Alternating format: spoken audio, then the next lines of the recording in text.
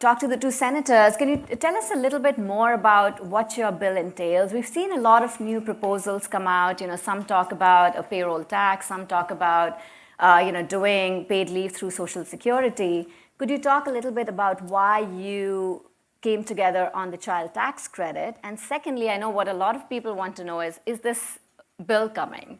This is a proposal at this stage, and we are all curious to know, is there a bill that we can expect at some point in the next few weeks? Well, the exciting news is that it is indeed coming this week. That's awesome. So we're almost there. What I'm really excited about with our proposal is that it's the only proposal in either chamber to have bipartisan support. And so while Bill and I have been working on this together for a number of months, we also have been working to garner support from our colleagues. So we expect to see robust support from people in both parties, which makes this a very unique proposal. As we know, many of the proposals that have been introduced in the past have been fairly partisan. And given the divided government we serve in today, legislation which is supported only by members of one party has literally zero chance of making it to the president's desk. So that's what I'm most excited about from a political perspective, is that we were able to find an innovative solution, partial solution to this challenge, and we anticipate that we'll be garnering even more bipartisan support as we move forward. I'll speak briefly to political and then more broadly to the policy. Let me just thank Kirsten, because when I heard that she would be interested in collaborating, she and I spoke, and then they considered, and yes, they would. That, to me, breaks a logjam. No one's been able to come together.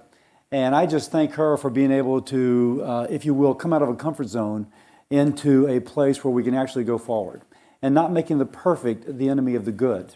Because the chief criticism we get is that our proposal is not perfect for that which people want. But it is a good solution. Now, let me speak of that solution. Under the Tax Cut and Jobs Act, the child tax credit was increased from $1,000 to $2,000. What we allow a parent to do, don't mandate, but she can choose or he can choose, is to pull some of those dollars forward and to take $5,000 upon the birth or the adoption of their child. Adoption 6 years of age or less would qualify. We know that the first year of life is the most expensive year of life.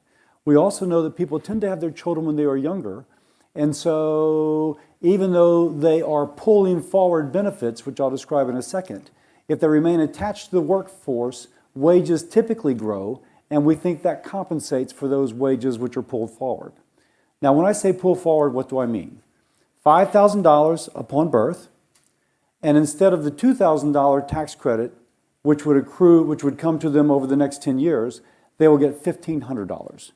And so you pull the dollars forward. If the child dies, you don't have to pay it back. It's just washed away. So there'll be a small fiscal note, but still you pull those dollars forward. And we think this is an opportune time to put in such a program because, as I mentioned at the outset, the child tax credit was just increased from $1,000 to $2,000. And so we can take advantage of the increased generosity to allow the parent to choose, not mandate, to choose to take some of those dollars up front.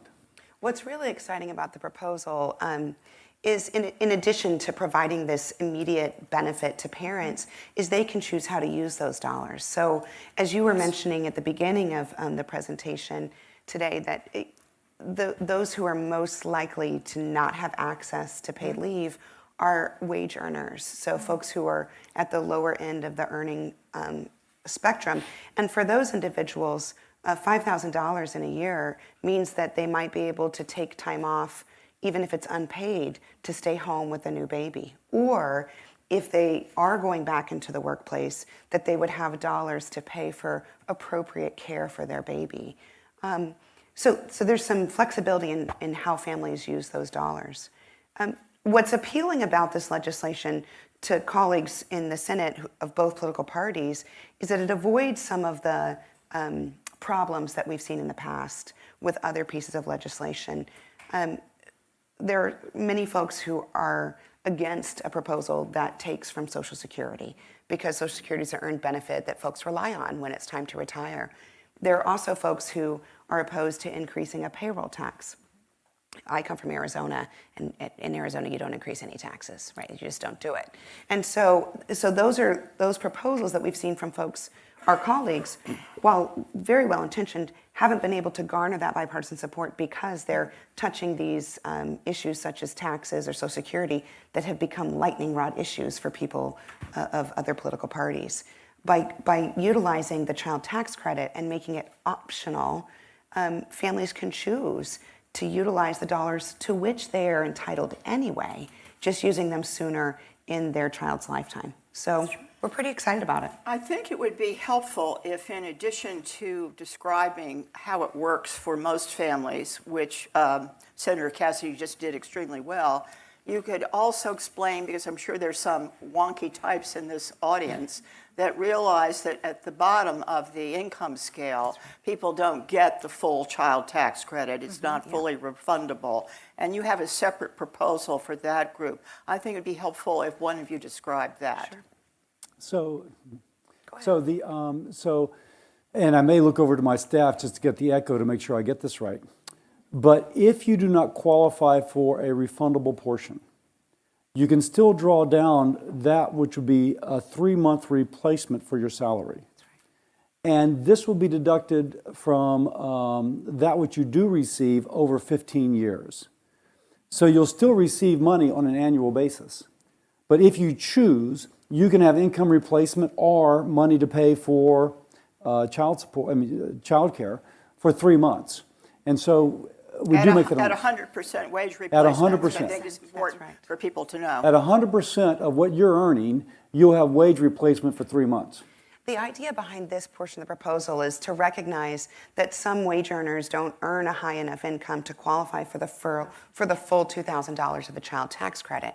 And so for those who earn lower wages, they would receive, if they so chose, enough money to pay for that 3-month time period to either stay home or pay for childcare.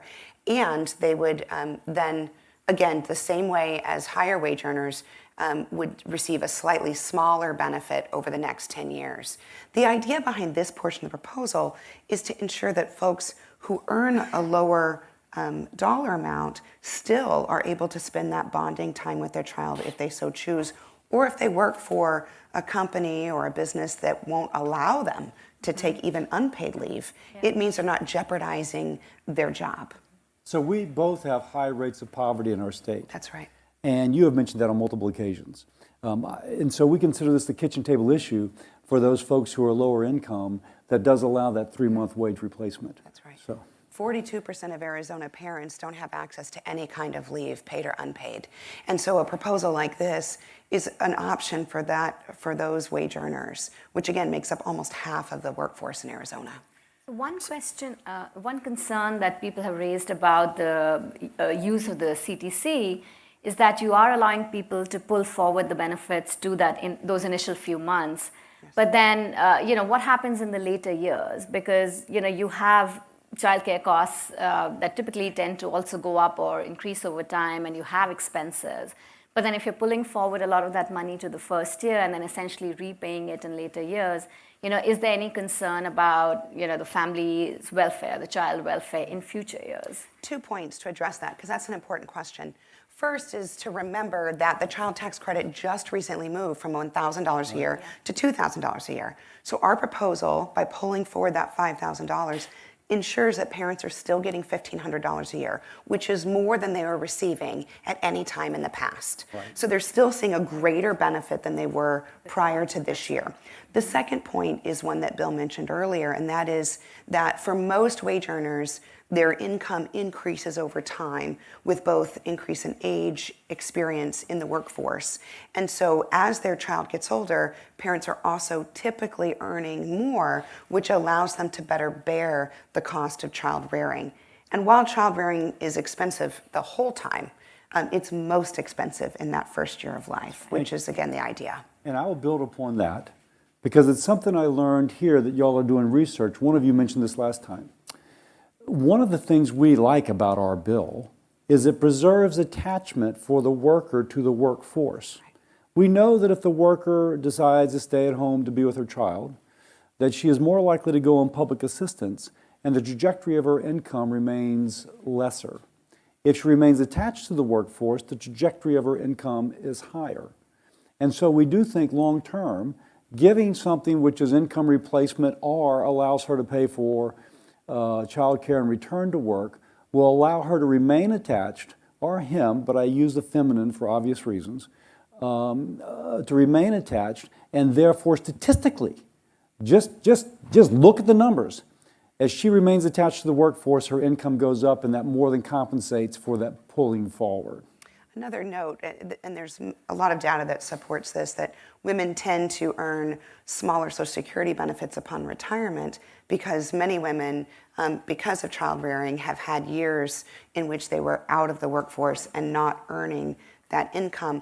So this proposal could be used by women who want to return to the workforce to be able to maintain that accrual of income over time, which helps them as they head into retirement as well. Could I go back to what you said right at the beginning about getting support from your colleagues?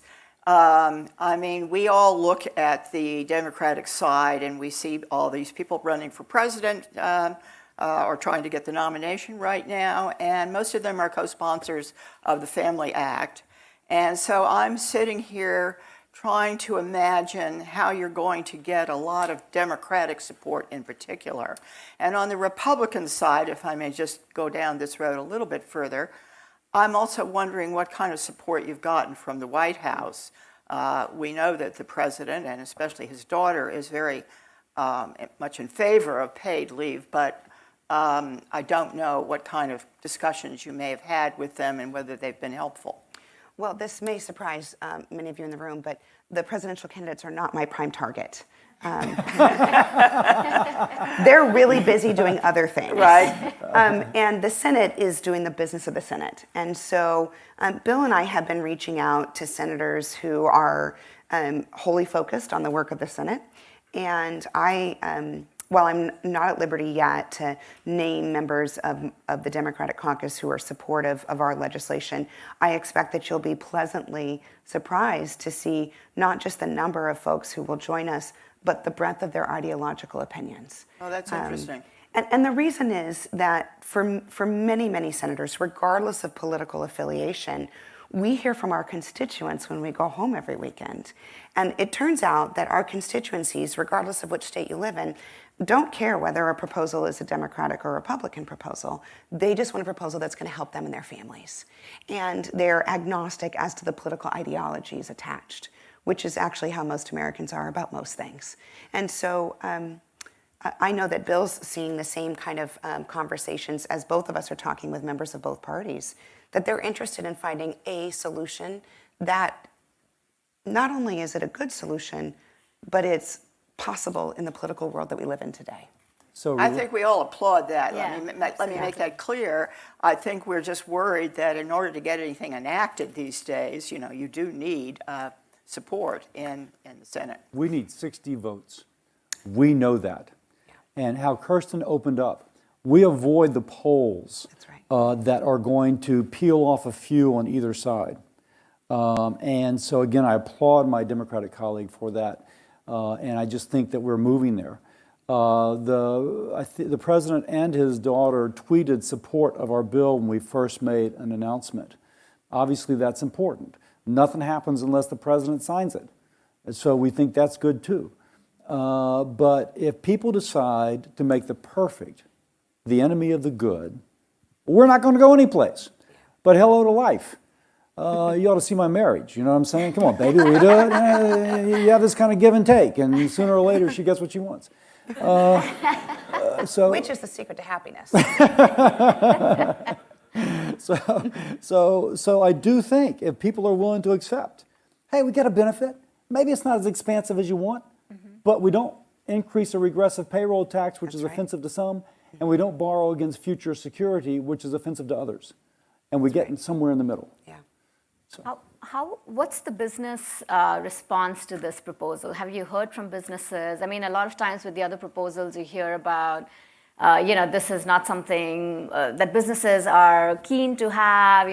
Is it coming down as a mandate? Is this going to lead to crowd out? What's the business reaction you expect or you've seen or heard from? Well, I've been talking about this with business leaders and child and family advocates at home in Arizona, certainly during the August work period. And the response has been pretty uniformly supportive because it is not a mandate. Yeah.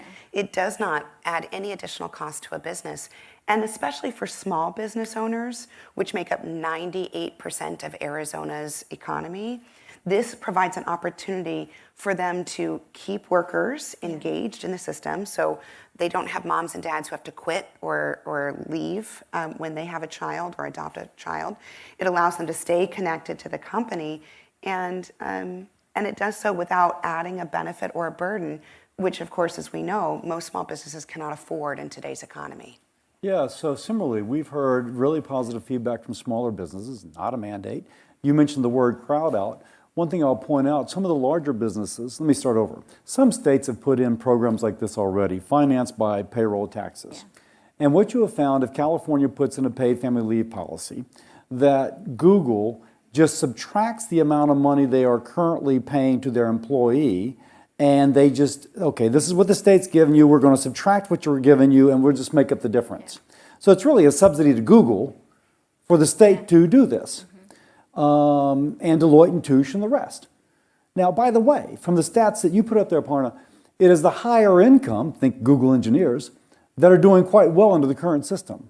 That's not what we're looking. We're looking at that family which is struggling to make ends meet, who doesn't have something, as you see on that graph right there, in which they have paid family leave, even if it is by another name. That's right. And so ours inherently is not a crowd out situation because it's not a mandate. And it is more geared towards those folks who probably don't work for such a company as are currently given benefits. Well, and that's important to note. If you work for a company that already provides 12 weeks of paid leave, you don't likely have much interest in this proposal because you're receiving a benefit through your employer that exceeds the value of this proposal. This proposal is designed for the vast majority of Americans who don't work at a company that provides a benefit such as that, which, again, in Arizona, is most of the workforce. I think, as you both have emphasized, this doesn't raise taxes, and that makes it much more politically viable. But let me ask, there's, I assume, some small costs because of the pulling of the benefits forward. Has anybody done a scoring on the cost of this yet? It hasn't, because we haven't introduced it. So my guess is that the score would be pretty minimal, because while you're pulling the benefits forward and they're being deducted from a future tax credit, it is interest-free. Right, so it's important to note that parents aren't taking a ding for getting these dollars sooner. But we expect that the cost will be fairly minimal. That's what I'd assume, but it'd be good to have that number because that's an advantage of the plan. That's right. And to some people anyway. Building upon what you taught us last time, it is possible that this will be a positive for the federal fisc because as people remain attached to the workforce, they tend to pay more payroll taxes because their income is rising. The company is more productive because that which they've invested in training is not lost, but it's preserved. And so therefore the company is more productive, et cetera. So it is possible that we end up doing something positive. Although I don't think that your scorers will go for looking at those kind of dynamic effects. What we need is a couple of good think tanks to put out such a compelling case that they have no other... I wonder which ones could do it. One final question before we turn to the We do have a costing tool calculator, here at AEI, yes. Just one quick question. Do you view this proposal as a starting point? I'm sure a lot of people are wondering, is this only going to remain focused on parental leave? Are we going to open up to other, other users, family and medical leave? Are there other ways to do that? So I understand that you're viewing this as it's a basic starting point. That's where we need to be. This is the only way to get the two parties to talk to each other and move forward. Do you anticipate that the proposal would grow bigger, that you would include other types of leave in it? Are there other thoughts about how that could happen? Well, my experience, I'm now in my 7th year serving here in Washington, D.C., and was privileged enough to serve in my state legislature prior to coming to Washington. And my experience has been that I am most successful when I choose proposals to work on that are manageable and that are not particularly complex. The more complex and difficult a proposal gets, the easier it is for individuals to say no. And so that's certainly been my MO over the last 16 years, is to find chunks that we can be successful with, and then after achieving that success, building on it to find the next layer or the next step of success. Now, I think it really is up to the viewer to decide. You could say, my gosh, this addresses the issue of paid family leave, which is most common, which is that of the birth of a child. There are other issues which are important, but they're substantially less common. Or you could say, well, we've solved one problem, let's work on another. I don't think our door is shut.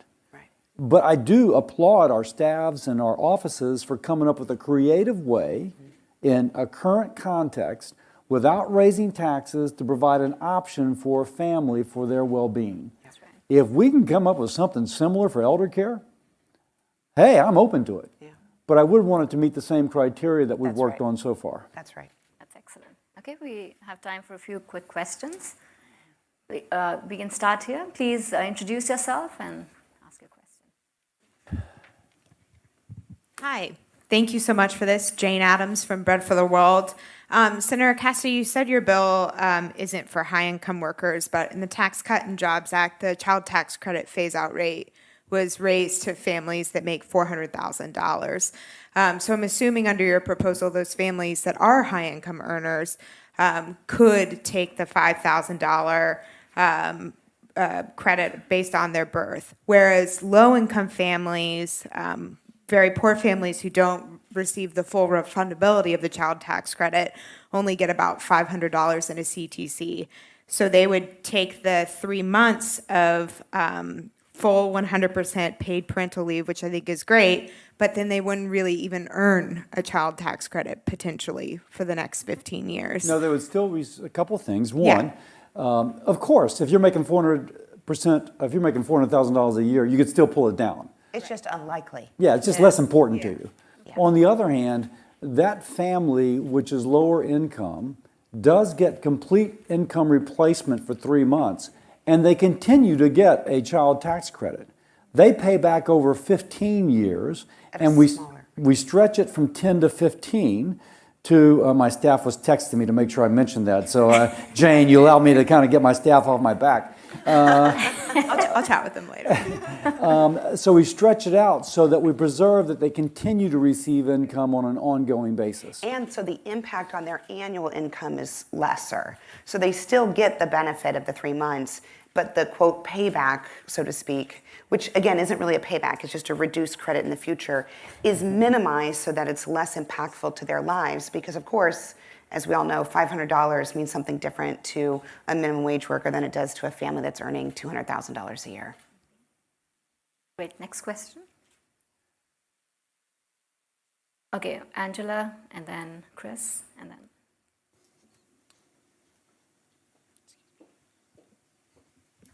Hi, Angela Rashidi, American Enterprise Institute. So as you know, the Family Medical Leave Act offers job protection for workers who have a new child, but a lot of low-income workers do not get access to the FMLA and don't have that job protection. So I guess my question is, are you concerned that without that job protection, low-income workers may not benefit from the program that you're talking about? This is an important question, and that's why, as I mentioned earlier, 42% of Arizona adults do not qualify for the FMLA because they work for small businesses and the law does not apply to them. So for those families, they could still take advantage of our legislation and would most likely use it as payment of childcare so that they can go back to work and preserve their job status. For those who work for companies where FMLA does apply, they would have more flexibility in choosing whether to use it as wage replacement while they stay home or to use it for childcare if they choose to go back to work quickly. So that was one of the reasons that we ensured that those dollars could be used as the parents chose, so as to protect the right of those individuals who need to go back to work to be able to do so. Christos? Good morning. Thank you both so much for being here, and great to see Arizona. I'm an Arizona native, so great to see this. My question is a little bit more on the scoring side, and by now there's a lot of empirical evidence about the returns to early childhood and how important it is for parents to spend time with their children. And so as you go through the dynamic scoring and looking at the payoffs over the long run, one question is by allowing parents to actually spend that one-on-one time with their children and not drop out of the labor force, it can have very large impacts on human capital accumulation later in life. Do you have quantitative estimates that you've built in to account for those other net benefits that this bill seems to be providing for? We don't, Yeah, no. we don't have quantitative estimates, but hopefully from your lips to CBO's ears. Yeah. Now, as a physician, I know that if the mother stays home and breastfeeds, the health of the baby and the health of the mother is benefited. For example, the mother's more likely to lose weight postpartally, and so therefore she's less at risk for metabolic syndrome issues such as diabetes and hypertension. I'm taking this out second or third order, but you look at the medical literature, and that's absolutely in the medical literature. So hopefully the CBO will look at that second and third order, but we do think, even if they do not, that the score will be de minimis, just because, well, yeah, you're giving up some interest rates, and yeah, you're going to have a couple kids that die, unfortunately, in the first 10 years of life. But really, relative to the whole scheme of things, we don't think that will be that much. Yeah. I will say, of all the concerns around this legislation, the CBO score is not one of my concerns. I feel good about it. I think that we've been spending more of our time thinking about how do we get colleagues on both sides of the aisle to understand that an innovative proposal is, we think, more realistic than some of the other proposals that have been introduced, which are more aspirational. Good morning. I'm Meredith Singer with IBM. Thank you so much. Thank you so much for describing your proposal to us. My question is for you, Senator Cassidy, given that you're also chairing the Senate Finance Working Group on paid family and medical leave. Do you expect that group to be championing this proposal, or is the group also looking at broader forms of paid family and medical leave? And when do you think we may see something broader out of that group? Thank you. So Maggie Hassan is my co-chair. She is a former governor, an incredibly reasonable person. I'm not presuming that she is going to agree to that which we propose, but she is a woman who is intellectually curious, will want to hear all the proposals, and I think as much as anything, you're just trying to bring to light that which is important to the issue. I don't have to persuade her, she'll come to her own conclusion. But I also do think that as we bring more facts to life, for example, I learned from a similar hearing way back when that Google does generously provide benefits, but they do subtract from them whatever a state in turn provides. That's an important thing to know. And so I'm looking at this hearing, and we are planning one coming up, not to persuade Maggie or anyone else, but rather to illuminate. I think we have time for one very quick question at the back, and that's the last one.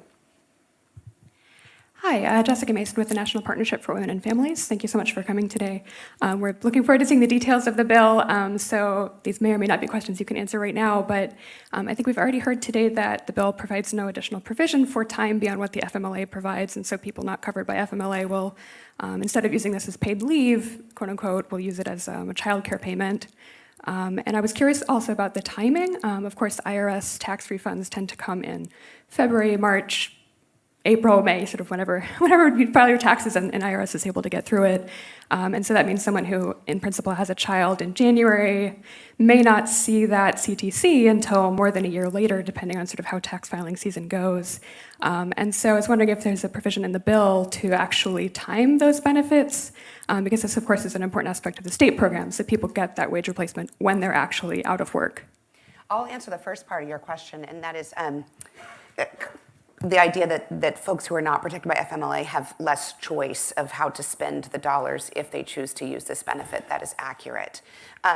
However, it was important for us in the drafting process to find potential solutions to the challenge of family medical leave without creating mandates or changing existing laws, because that's, of course, when you butt up against opposition.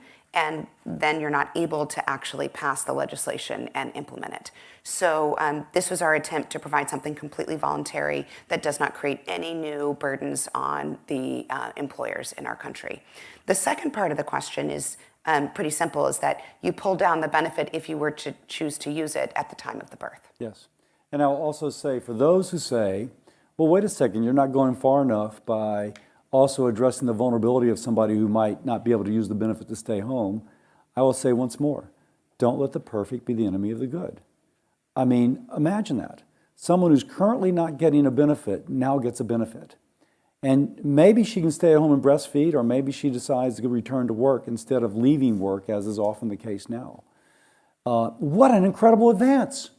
But if we say it's not everything we want, therefore we will not accept that which we have, I think we're going to be where we've been for the last decade, hoping that we can get something done, but somehow it never working out.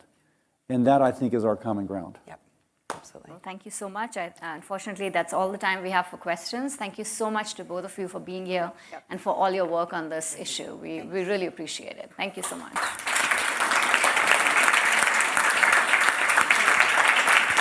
Excellent conversation. Thank you so much. Excellent. Thank you. Thank you, so Bill. much. Thank you. Nice to see you, Senator.